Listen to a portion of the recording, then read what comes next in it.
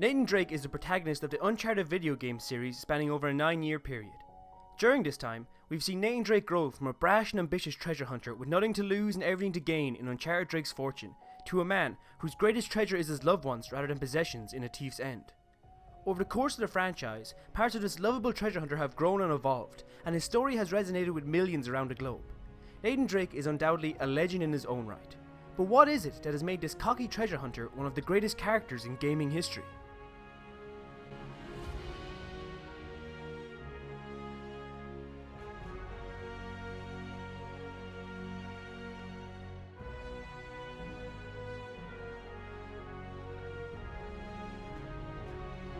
The answer to what makes Nathan Drake, in my opinion, one of the greatest protagonists of this generation is not as simple as a one-line answer. In an industry saturated with protagonists that are loved just as much as Nathan Drake, the connection with the player is often more fantasy than relatability. Sure, it's nice to want to be a character like Solid Snake in Metal Gear Solid, Kratos in God of War, or Geralt of Rivia in the Witcher franchise, but these characters lack some essence of what it is to be human. They are gods and legends with hints of humanity sprinkled through, whereas Nathan Drake, who, apart from his fondness of life-taking risks, represents the human in a world of titans. Nathan Drake embodies every kid's dream of being that person who searches for long-lost treasure in the middle of the jungle fighting bad guys, but he does it in a style that just seems ordinary. In the countless times he's come to staring death in the face and escaping yet again, whether it's hanging from a derailed train in the Himalayas or falling from a plane above the Sahara, he will nearly always blow a sigh of relief followed by a quirky comment about how he was in control of the whole situation.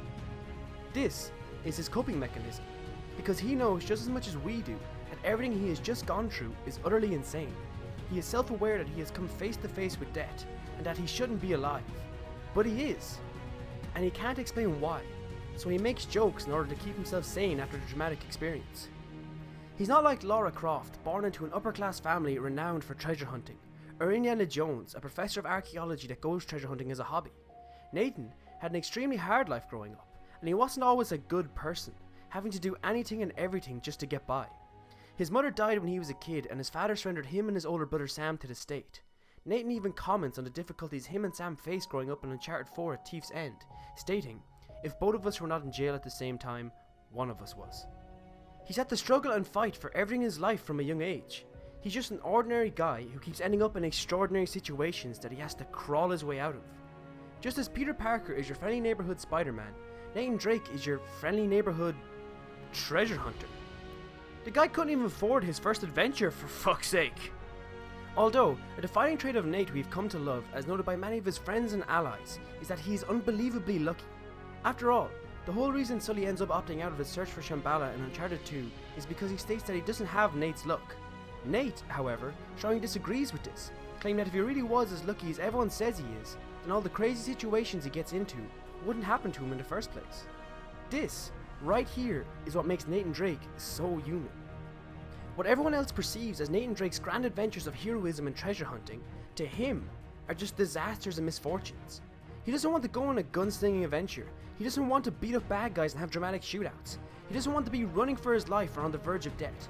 Nathan knows if he keeps ending up in these situations, one day, he won't be so lucky. The two best examples of this side of Nate are in both the first and last games.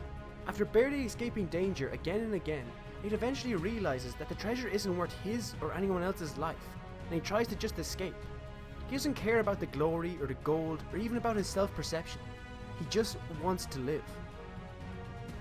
In an industry dominated by supermen, Nathan Drake is just a human, and by being just human, allowed for him for several years to be in a league of his own. A fully developed, three-dimensional character, written and portrayed in a way that oozed realism, despite the bizarreness of his adventures. Perhaps this constitutes what makes him so special. He isn't special at all. After years of heroes in a medium that no one could possibly understand, it was high time someone came along to show the audience what they'd been missing. A vessel with which they could truly see themselves experiencing adventures that could only ever be imagined on screen.